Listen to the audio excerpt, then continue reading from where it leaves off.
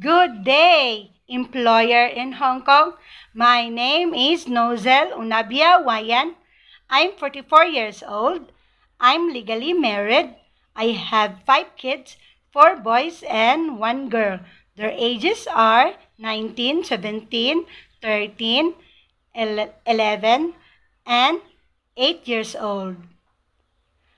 I have work experience in Kingdom Saudi Arabia and in the Philippines for 6 years.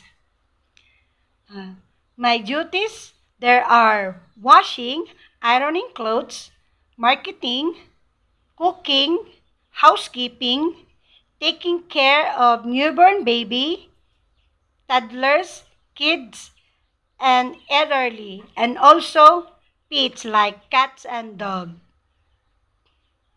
Mom, sir, if you hire me, I will promise to do my duties and responsibilities. And also, I will promise to take care of your family like my own family. If you have kids, I will love your kids like my own kids. Thank you and have a good day.